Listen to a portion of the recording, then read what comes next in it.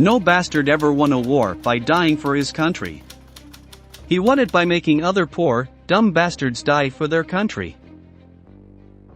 This is how General George S. Patton, an American general in World War II, began each of his speeches to the troops. For him, war was about killing or dying, and if you died while killing. General Patton was one of the most relentless and ruthless military leaders in the fight against Nazi Germany during World War II. Under his command, American Allied forces penetrated deep into the heart of the Third Reich with overwhelming military strategy. His efficiency and speed were crucial in overthrowing Hitler, but his methods, which pushed his subordinates to extreme situations, were highly controversial. In today's video, we will tell you about the profile of this figure, why he was seen as a problem by the Allied leaders and their Soviet partners, what attitudes and speeches resembled Nazism, and why it began to circulate that his death might have been a conspiracy to remove him from the picture. Welcome to a new installment of military history. Let's begin. Belligerent, rude, abusive, and egotistical. That's who General Patton truly was, a histrionic man, deeply connected to and obsessed with military conflicts from a young age. Grandson and son of military men, he became a rough and vulgar man with a grandiose personality that imposed itself on anyone he encountered. He began gaining notoriety in 1916 by capturing and killing Julio Cardenas, commander of Pancho Villa's personal guard, and especially during his participation in World War I, where he rose to the rank of captain. Some of General Patton's sharp expressions, remembered uncomfortably by those who suffered his abuses, attest to his meanness. "We're not just going to shoot the bastards. We're going to rip out their guts and use them to grease our tank treads," was one of his most infamous speeches to his horrified soldiers during the Normandy landings. His distorted view of himself led him to believe that he had lived previous lives, in which he fought in the Trojan War, in Caesar's legions, against Attila, in the Crusades, and in Napoleon's army. This is how General Patton arrived at the Second World War, feeling invincible, almost immortal, advancing openly at the head of his troops. What made him a significant figure for the American armed forces were some victorious campaigns he carried out during the goal to stop the Third Reich.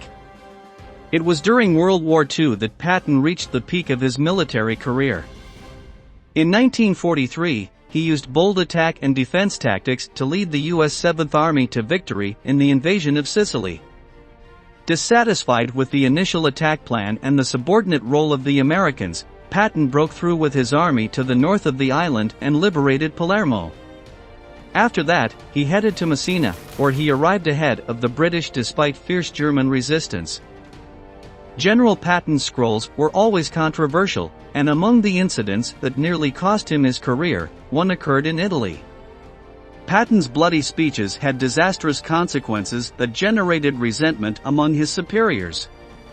His speeches resulted in the death of 73 Italian prisoners of war at the hands of his soldiers because the general ordered no prisoners. In another of his outbursts, during a visit to a field hospital in August 1943, he struck and insulted several recruits for not returning to battle immediately, considering them cowards. The soldiers in question had been shot. Because of this action, Patton was relieved of his command, removed from army propaganda and advertisements, and forced to apologize to the soldiers.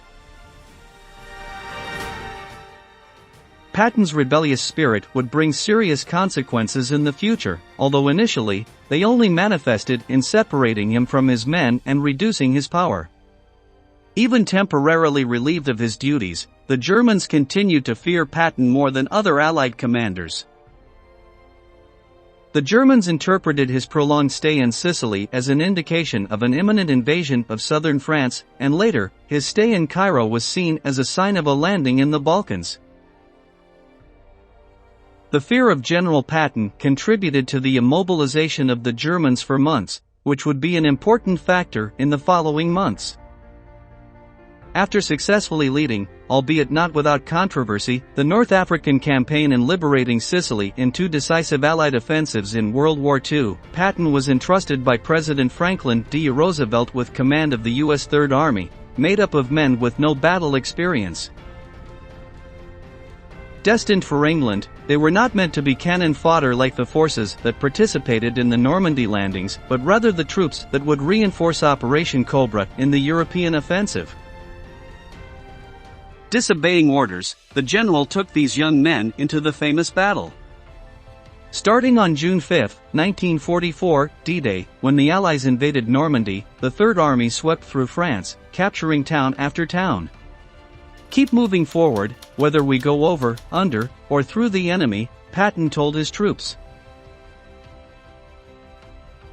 It was on that very day that Patton addressed his men, delivering what has gone down in history as one of the greatest motivational speeches of all time. In simple language, filled with profanity, and with a simple yet precise argument, Patton sent his men into battle. The choice was between the doubtful glory of dying in battle or an unworthy life shoveling manure on a ranch in Louisiana. Memorable fragments from that speech include, "That's why Americans have never lost and will never lose a war, because the very thought of losing is hateful to Americans. A battle is the most significant competition in which a man can indulge. It brings out all that is best, it removes all that is base.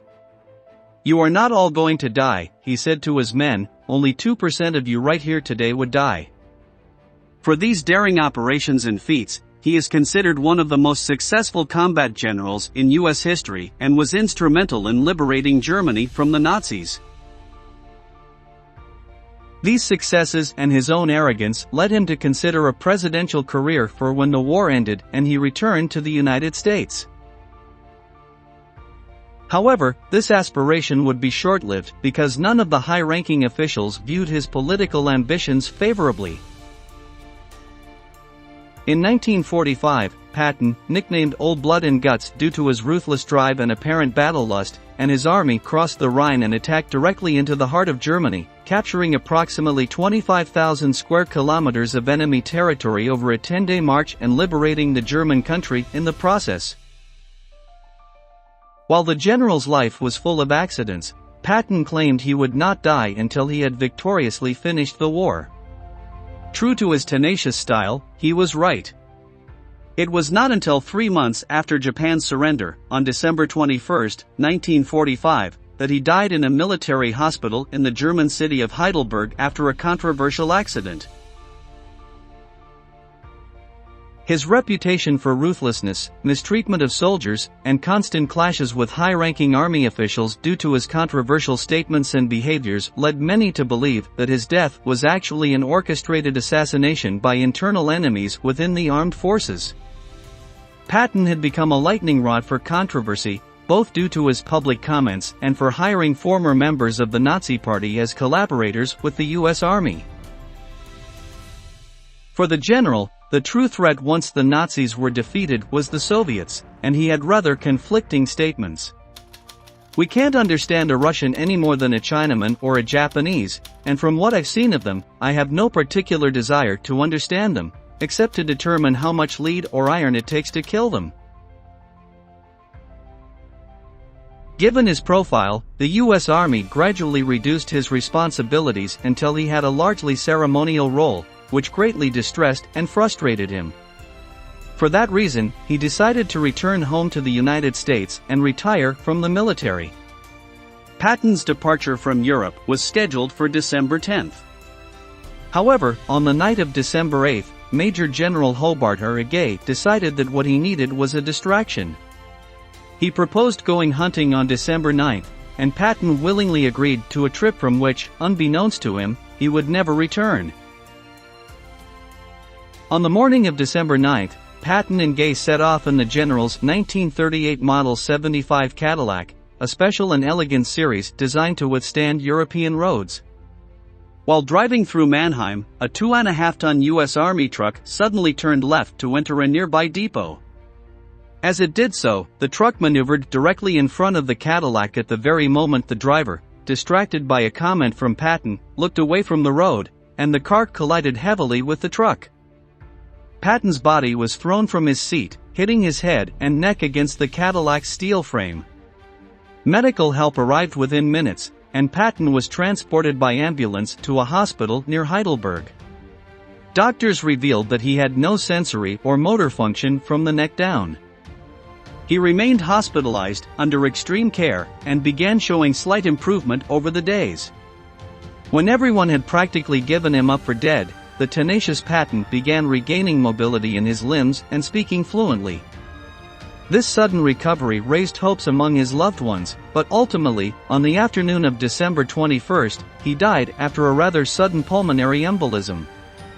Perhaps too sudden. Conspiracy theories have arisen regarding his death, such as that Patton was assassinated as part of a conspiracy orchestrated by the head of the Office of Strategic Services, William J. Donovan, to prevent the controversial general from running for president in 1948. That's why it's also said that the accident was coordinated to eliminate Patton, and when it failed, he was poisoned in the hospital. It was never proven that these conspiracy theories were true.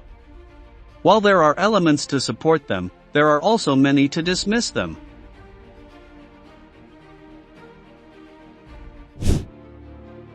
We are reaching the end of this presentation, and we didn't want to forget to ask you, what do you think of this controversial figure in American military history? Do you believe his death was a conspiracy or just a simple accident? Please share your opinions in the comments below. That's it for today's video. We thank you for sticking with us to the end and look forward to seeing you in the upcoming installments of Military History.